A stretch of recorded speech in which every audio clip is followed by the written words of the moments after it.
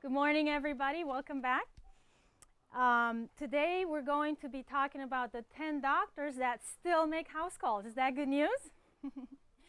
My name is Magda Ciacazan. I'm a public health professional and also a massage therapist and a lifestyle coach. And I just wanted to reiterate the fact that this seminar is for educational purposes. Take it and see how you can implement some of the things and work with your healthcare professional as you're making changes. Today we're actually going to look at a very important aspect of health. We know that to have optimum health, to have perfect health, we need perfect blood, and we also need perfect circulation, right? So that your blood can flow and bring nutrients to the areas of the body. Actually, Thomas Edison said that the doctor of the future will give no medicine, but will interest his patients in the care of the human frame, in diet, in the cause and prevention of disease. And so we see here that there are things in our lifestyle that we can do to help improve our health and ward off disease, right? And you see behind me here, there are certain health principles that we're going to cover today. But first of all, I have a question. Why do we get sick? What is disease? Why do we get sick? Yes, we don't live in a perfect world. Well, that's a breakdown. Thank you, Cindy. Breakdown of our immune system. Very good. So there's a definition of disease. Disease is an effort of nature to free the system from conditions that result from a violation of the laws of health. And that's what we will cover today. And just for you mothers, that's also a little song that kids sing. Did you know that? It's a nice song. Ask me afterwards. And so these health principles, they are 10, and they spell out the new life. And they stand for trust more, stress less, have refreshing rest, enjoy sunshine, nutrition, exercise, water, live temperately, invest time in others, fresh air, and educate yourself. And I think that last one's very important, and that's why you all are here, right? We talked about how, and some of you mentioned how circulation is important, how our blood is important to be pure, to have nutrition, and that leads to perfect health. And so that's dependent upon us giving the best source and resources to our body. And good blood depends on the right chemistry, the proper nutrition of the things that we eat, the proper circulation of the blood and the lymph, because we know, we learned yesterday, the lymphatic system and the blood circulation are part of the whole circulation of the body, and unmanaged stress levels. You can do you can eat all the best food grown in your garden. So we know it's organic, it's fresh, it's ripe. You can do all the right things, and 10 o'clock I'm snoring, I'm out, I'm sleeping, I'm exercising, I'm drinking my water.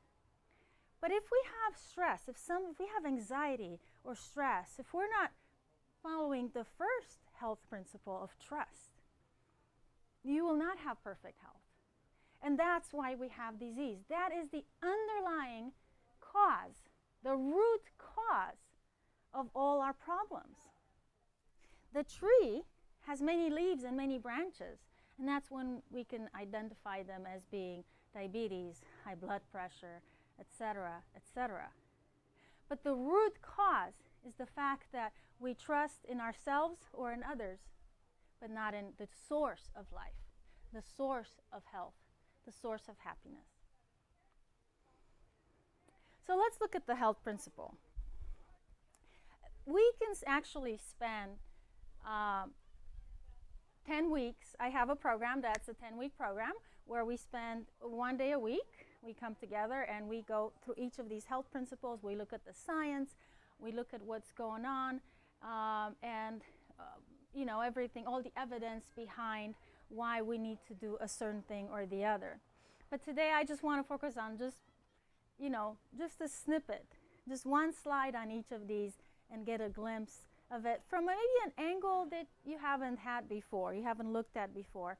And that is from how stress affects each of these health principles and how these health principles can help our stress levels. So there's a physiological connection to what we think and how we feel. The American Psychological Association has shown that 70 to 90% of all physician office visits are for stress-related complaints, and they are linked to the 6 leading causes of death, such as heart disease, cancer, lung problems, accidents, liver cirrhosis, and suicide. I mean, that's staggering. So 90% of the people who go to the doctor is for stress-related issues. If you really think about it, you will see that that's true. This is the actual science. So stress, you know, locks the door to optimal health, but the key to complete health is trust. Trust more, stress less. How about the second health principle? Have refreshing rest. Lack of sleep elevates the stress hormone cortisol, and it actually increases fat storage, which is leading to insulin resistance. You know that insulin resistance is actually not a problem of glucose, although that's a compounding problem, but the underlying problem is fat that takes the place of the insulin receptors, and then the insulin has nowhere to go. Healing hormones are made between the hours of 10 p.m. and 2 a.m. That's why we should be sleeping between those hours and not digesting food or out on a device, blue light, etc. And so those are some of the things that prevent our body from actually making healing hormones during those times. And a peace of mind makes sleep very restful, right? When we have a peace of mind, we can actually rest, truly, not just sleep. You see, there's a difference between sleeping and resting, right? Enjoy sunshine. Sunshine helps the body produce vitamin D, which vitamin D is actually more of a hormone. It's kind of misnomer, but it's a very important hormone, and the stress prevents the body from absorbing it. Sun exposure helps the body heal, and it helps keep the immune system in optimum functioning. Nutrition.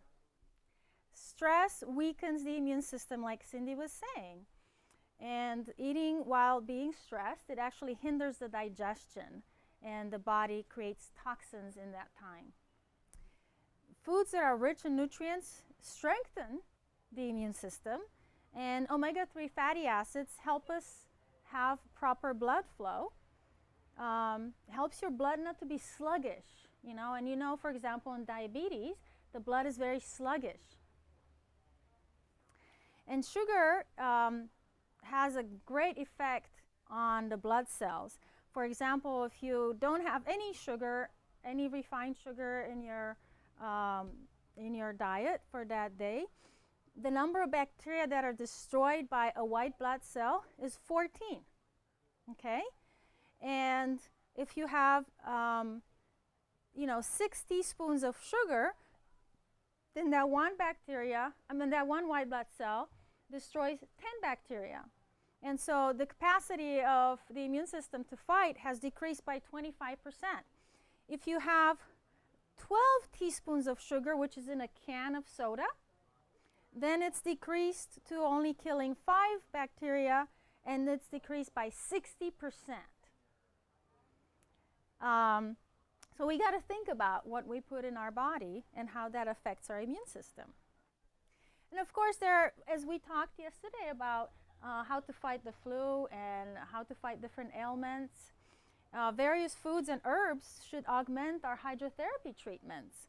And that's why I have here a variety of those fruits that help it, and the herbs and such. Exercise, of course, we know that it reduces stress levels and it increases circulation, and the sweat helps the body to flush out toxins. And it's recommended to have at least 30 minutes of moderate, rigorous exercise 5 days a week. And of course, the best one is gardening and walking. Those are the best exercises. Dehydration is something that increases the levels of the cortisol in the body. So then water. Where's my water bottle? Over there. Water is very important for the body to fight stress. Drinking water decreases the cortisol levels, and it helps then internally. Water leads to proper blood circulation and nutrient absorption. And it's all recommended. Do you know how much water to drink? So it's recommended to drink. So you take your body weight divided by half, and that's how many ounces of water we should drink. Living temperately. We all know that can contribute to our stress level. It can decrease it when we live temperately, because maintaining a life balance and being temperate in all things reduces stress, right? So you might be wondering, what is temperance? Francis Willard said, temperance is moderation in the things that are good and total abstinence from the things that are foul. That's interesting. A lot of times we think of temperance as moderation in all things. That's actually not true, because I shouldn't moderately eat cyanide. So it's moderation in those things that are good, only good for me, and complete abstinence from the things that are both good and bad. If something is both good and bad, then I don't want to partake of it, because I don't want the bad part. You understand? And we can spend more time on that, like I said, when we actually have a dedicated presentation on it. So here are some things to help us. Refined sugar suppresses the immune system and has been linked to cancer. Sugar consumption raises overall cholesterol levels. Sugar and caffeine intake lead to hypertension and have an effect on heart disease. So here's the thing. Caffeine, they say, well, drink coffee because it's good for you. Okay. For what? You know, they have different reasons. But actually, caffeine decreases, the reason why some people take it for a headache is because it decreases your blood flow to the head by 60%. So yes, it decreases the headache, but it causes other problems. It raises your cortisol levels, your adenosine. It creates more stress in the body. So if you have a headache, instead of taking the caffeine, do a hot foot bath like you learned yesterday. And that will draw away the blood from the brain and will circulate it, and then you won't have that headache if the headache is due to a pooling of the blood in the brain. You see, so there are better things than things that are both good and bad. Caffeine also decreases the body's insulin sensitivity. Alcohol is linked to increase in obesity, and overworking negatively affects physical and mental health. Those are just some snippets. We can spend a lot of time on each of these, and maybe at some point, if you want, we can do that. Maybe a health principle that you are not very aware of, but for sure you would agree with, is this: invest time in others. Volunteers, people who volunteer, spend time in helping other people, have increased their health overall. And they have actually not just helped somebody, they've helped themselves. They're healthier, they're happier, their stress level is lower. And so investing time in others. I know, like yesterday, you guys went and helped somebody who is homebound. And that, I'm sure that, you've heard of dopamine and you've heard of serotonin. When we want to get stuff, get happy, get food, get this, get love, when we want to get, we increase dopamine. So this getting thing increases dopamine, which makes you feel good, but it's temporary, and it causes addiction. When we actually give, it increases serotonin. It's a very peaceful hormone. It brings peace and happiness and is long-lasting. So giving to others of your time, of your resources, of your talents, actually increases a long-lasting, peaceful happiness. And so that's very interesting to know that. Fresh air. So negatively charged ions, you might think negatively charged ions, well, that's when we have, like after a rain, we have negatively charged ions. By the seaside, by water, in the mountains, because of the dew, you have negatively charged ions. And those help lower blood pressure, help lower stress levels, improve cell enzyme function, and increase cell growth and repair. We're all dying every single day. From the moment that you are born, you're dying. And so we need to replenish and repair our organism. And serotonin, the feel-good neurotransmitter that I just talked about, increases when you breathe fresh air. The last but not least is educate yourself. And increasing your knowledge about fitness will keep you motivated to live, to learn, to share. When we learn to express gratitude, it leads to a more optimistic outlook on life, which of course increases the immune system. And have you read the study that says that if you read the Bible for 12 minutes every day, it lowers your stress level? So in the morning, they have done studies. People who read their Bible for 12 minutes, it reduces their stress levels. You think something that anybody can do? Yeah.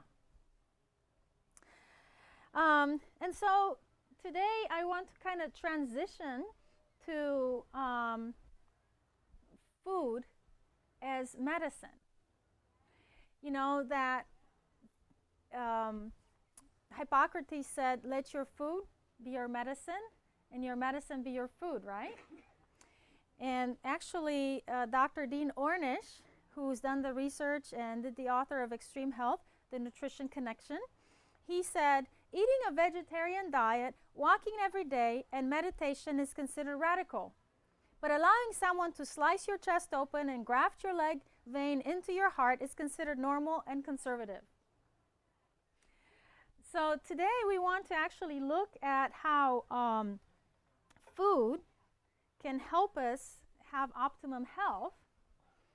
And I have here some food items that I've been using, I've used before in the past, and have helped when I've been sick or when others have been sick. And I hope that you can take some of this with you and use it. So just one second.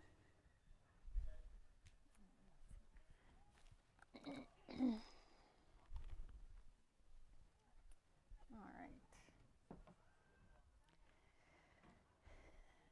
The other day, as I was getting ready for the conference, I was running around, picking up heavy boxes, putting down heavy boxes. Somehow at night, I realized that kind of here in the elbow, I was hurting. I'm like, it really hurts. And I can't even put my elbow down, and it hurts when I touch it, and it's inflamed, and what am I going to do? And I'm going to have a big bruise. And so it was so late at night when I noticed that I just went to bed. But the next day, very early in the morning, as soon as I woke up, I went and got a leaf of cabbage, And I put it on a piece of saran wrap.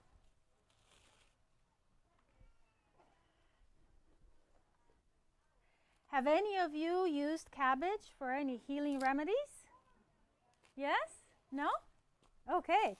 Well, this is what I learned. If you sprain your foot, sprain an ankle, your inflammation needs to go down, and you might want to go to the chiropractor or massage therapist to kind of help that. For sure you want to make sure it's not broken. So if you are afraid, that might be the case, you want to get an x-ray. But let's say that you have this inflammation and it really hurts, you can't even put your foot down. Take a leaf of cabbage.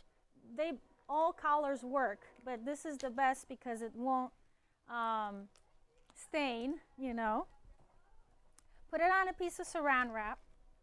Put another piece of saran wrap on top.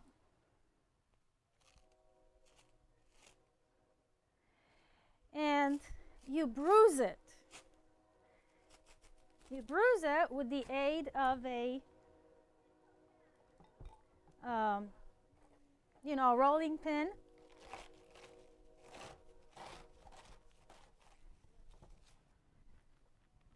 So you can see. This is not a very sturdy table. And this will work much better on a real table. But you hear the crunching, right?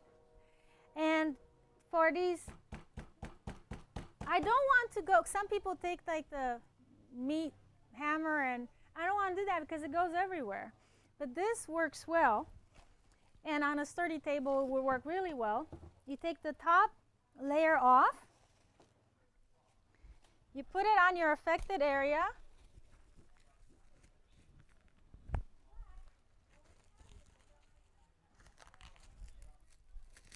And you leave it there for a few hours. This, it's not perfect, but if we had more time, we would do it perfectly. You put it on the area there, and it will draw away the inflammation. You noticed I didn't have a bruise. Then the pain went away because the inflammation went away. So you do that right away. You can do it with a few hours later. That's fine too. But you want to do it as soon as possible. And it's amazing. You sit with it for a few hours. And then you can repeat it. If you still have pain, still have inflammation, you can repeat that. Okay. What do you know about cabbage? What is it called? What kind of vegetable is cabbage? Anybody? Cruciferous vegetable. And why is that? What does that do? What do cruciferous vegetables do?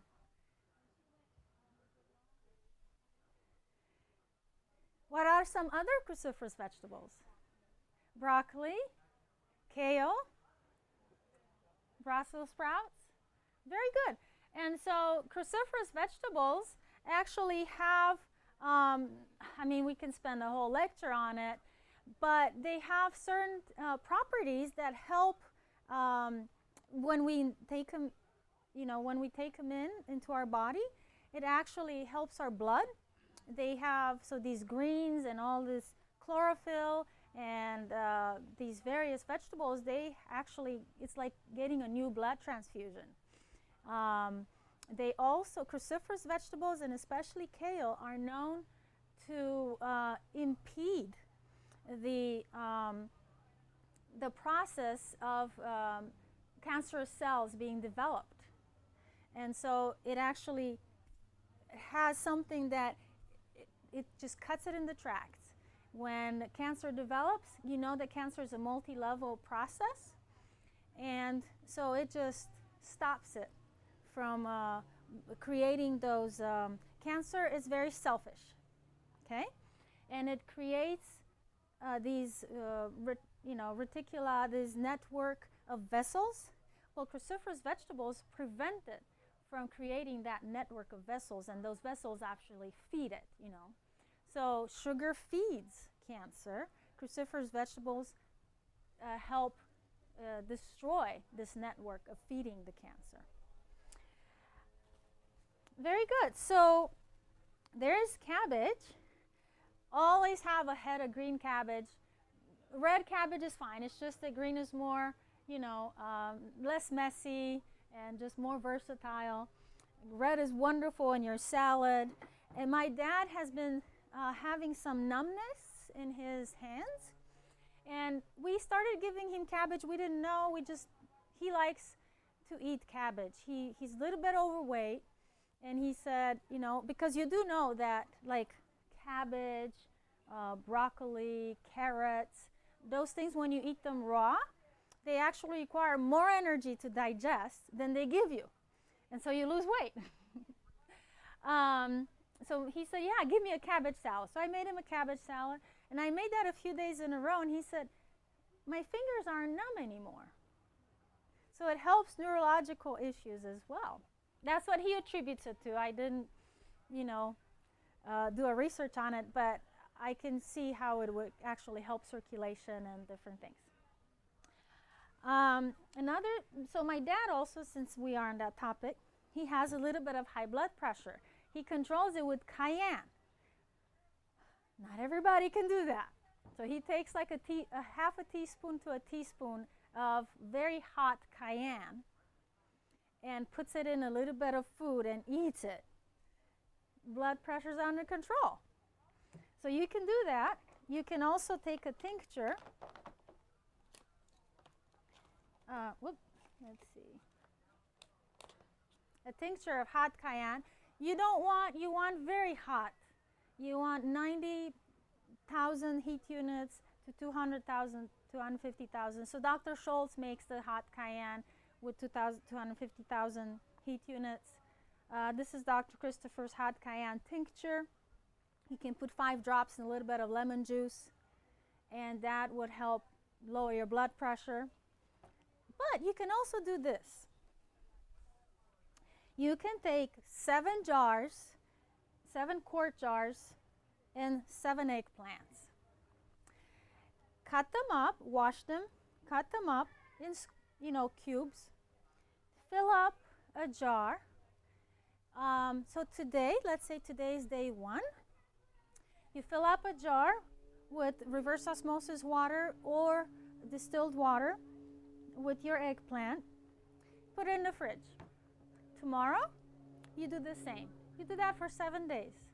On the 7th day, you take jar number 1, make sure you label it. You take jar number 1 and drink the water. You will see by the end of the week that your blood pressure has gone down. My dad has done this, and his blood pressure went down. Now, with any disease, you want to ascertain the cause. Why is someone's blood pressure up? Are they stressed? Are they overweight? Are they eating something that's clogging up their system? What is the issue here? So we, as if someone, as a health advocate, if you will, someone helping out there, or yourself, helping yourself, you want to know, number 1, if someone is in pain or needs help, you want to give them a treatment that will not harm them. So you want to learn these treatments to help somebody. But you always want to know, what's the cause? Why is this person having these issues? Or why am I having these issues? And so you have to look at the cause of why something is happening.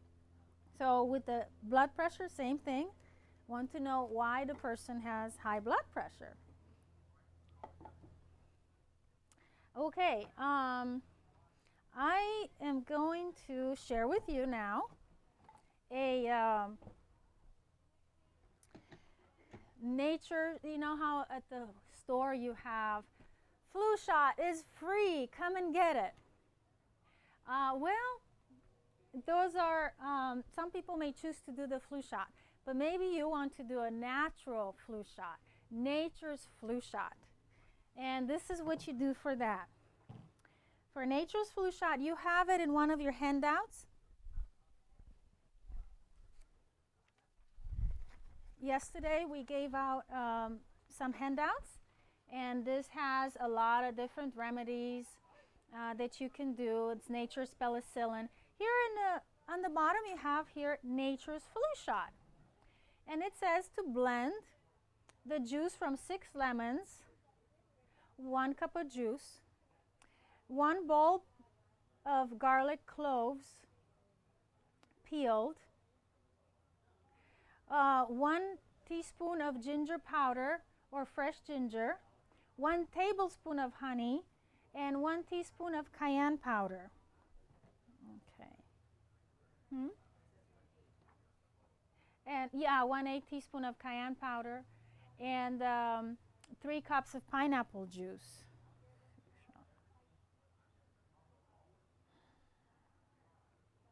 All right.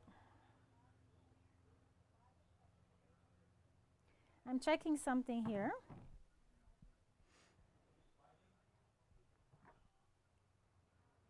Okay.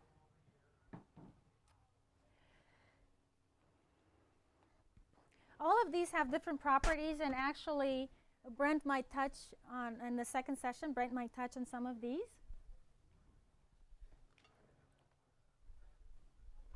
So here I have slightly a little more than what I put in the recipe. So, and because we're not a whole lot of here, we maybe half it.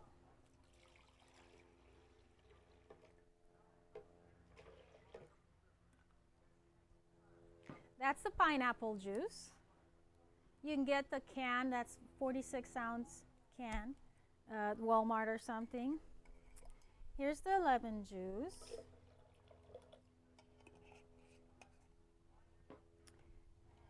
And we'll put,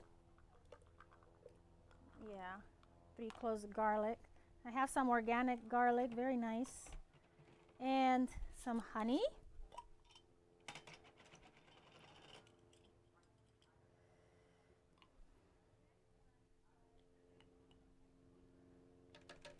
You can do, there are various options to doing this flu shot. This is a juice one, and you can do one that is where you have nature's penicillin or Russian penicillin, and that one has the actual fruit, like half a lemon, half a grapefruit, half an orange. Make sure they're organic and you clean them really well.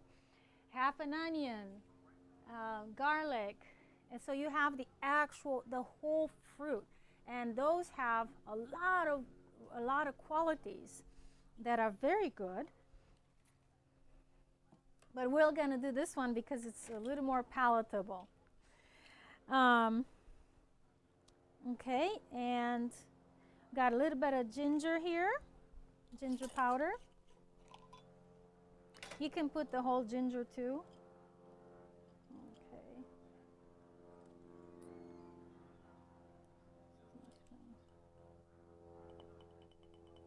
This is a teaspoon and a half because I put a little less of everything.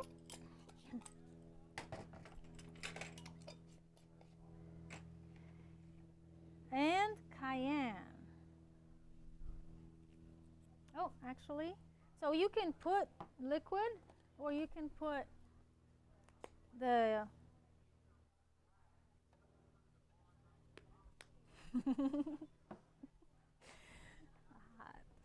all right, let's see. I don't want to plunge this in. Am I on? Is it plugged in? Maybe I didn't plug it in. Okay. Can you check and see? To your right. Oh, I see one.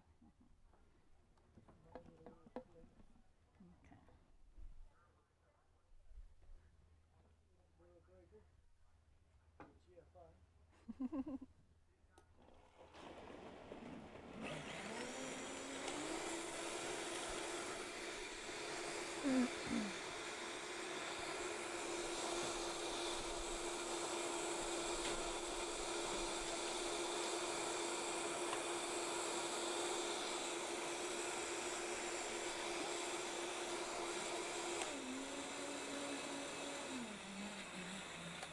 and have you help me serve. Brent was asking if you want any of these. These are elderberries.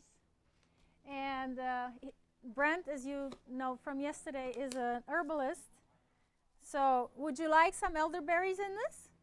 Yes? Okay. You're really going to have to zing it because they might be hard pieces. Yeah.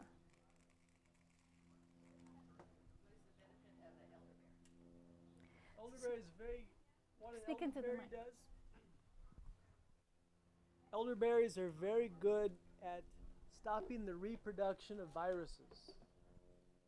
So by taking them, by drinking the juice or the elderberries, it will help stop a virus or stop it from replicating.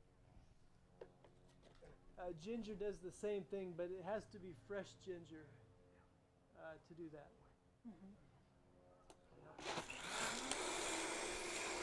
You serve. Okay. How many people?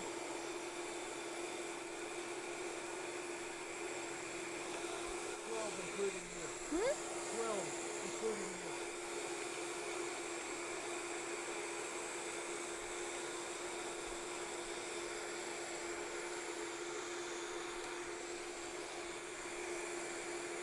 Change color. Is that good? Went green, right? No, it was yellow. Yeah, now it's green. And brown.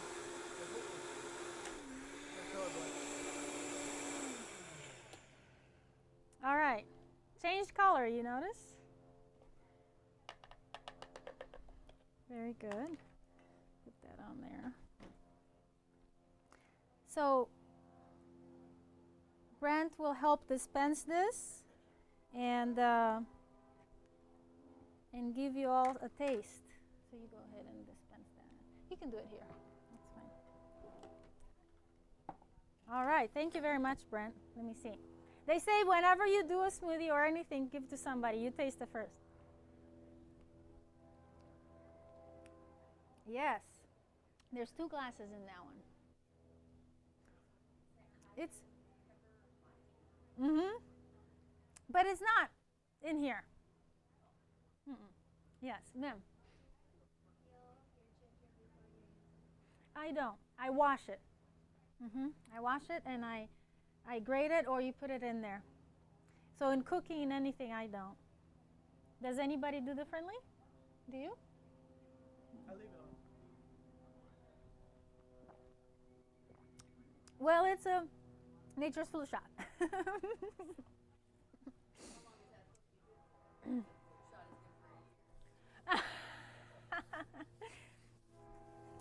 A few days, but I personally like to make things fresh every day because things oxidize. Okay. I would like to next talk about some things that I have done that have helped me or have helped others that I've worked with. So, for example, if you have, let's just say you don't have cabbage, or you are somewhere where you are not able to put some cabbage on. Arnica is also very good, like arnica oil. You can rub it on the affected area, and it helps the same, with the bruising, with the inflammation, with the aching, the pain. Arnica oil. My dad had some toenail fungus, and I took a Q-tip and put myrrh, M-Y-R-R-H, myrrh oil on the fingernails. And you keep applying that with a new Q-tip every time, and just kind of pour on it or something, and it helps with toenail fungus. When I've been sick and have had some congestion, I hate congestion, and I don't want to. I don't want to to take like Benadryl, or I don't want to take a decongestant, I've taken Schizandra, Schizandra, Schizandra. It has some different spelling. Some people would spell it differently. It's also in your handouts from yesterday, in the cold and flu remedies handout. And this really helps with decongestion. It helps with many other things, and Brent will cover it, but that's helped me. And you notice I'm not an herbalist, and so I have everything bought from the store, but Brent brought his own plants, and we'll show you the real thing. Also for inflammation, you got turmeric here, which he will cover. And there's something called kick-ass sinus. I got it from the health food store. And this helps too with decongestion and with nasal issues. Let's say that I've had, you know, I'm a massage therapist, but I can't always go to massage. Or my friends aren't around to help me. And I need relief.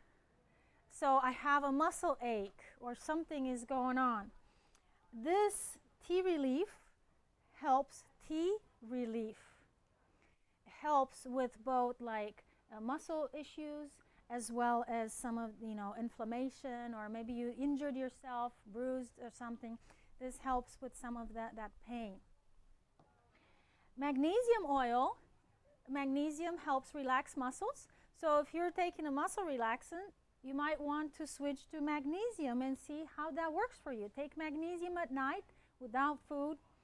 Take Calm, for example. It's a powder. So that this doesn't have calcium. You just want the straight magnesium. I have calcium some other time in the day. Calm. Take a teaspoon and a half, however it works for you. Do know that it will make you go in the morning, so gauge that. Magnesium oil, you can spray it on the affected area of the body. It also helps. So inside, internally, and externally. My dad had a pain, and he has some issues. I massaged him. He's like, it doesn't work.